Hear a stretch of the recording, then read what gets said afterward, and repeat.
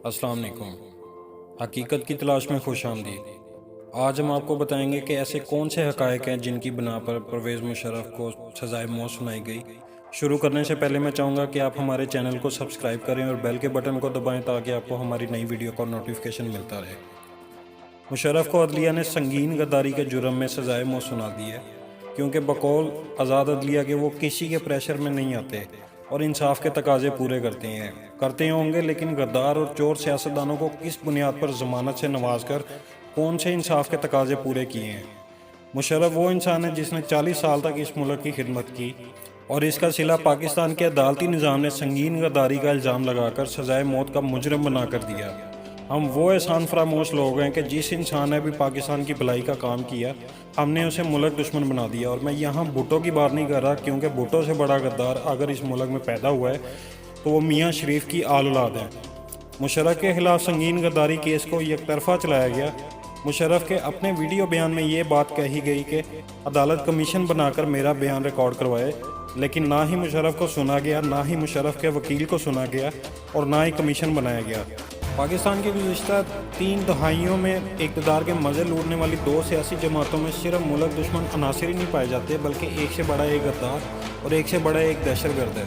मुशर्रफ ने जिन हालात में एमरजेंसी नाफिज की, इसकी वीडियो आज भी ऑनलाइन दस्तयाब हैं। इसमें मुशर्रफ ने वाज़ह तौर से उस वक़्त के वज़ीर-ए-आज़म शौकत अज़ीज़ के तहरीरी पैगाम का बताया कि मौजूदा हालात में मुल्की निज़ाम चलाना नामुमकिन हो चुका है। तो क्यों सिर्फ मुशर्रफ के खिलाफ सज़ा सुनाएगी?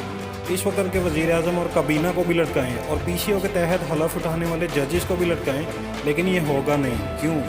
क्योंकि इस मुल्क के निज़ाम पर हावी मुल्क दुश्मन नासिर की राह में बड़ी और इकलौती रुकावट सिर्फ और सिर्फ अफवाज पाकिस्तान है। जरदारी, नवाज शरीफ और उनके पालतू चेले बारहा आर्मी के खिलाफ बयानबाजी करते आए हैं, लेकिन इस वक्त इंसाफ बेचने वाले भंग पिए हुए सोए हुए थे।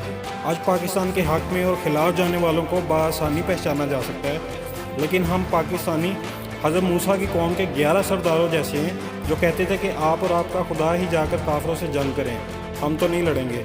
और इस नाफरमानी के सबब अल्लाह ने इस कौम को 40 बरसों तक सहरा में भटका दिया था और उन्हीं की अगली नस्ल से अल्लाह ताला ने हज़रत मूसा की क़यादत में काफिरों के ख़िलाफ़ जंग लड़वाई और फ़तह भी हासिल करवाई।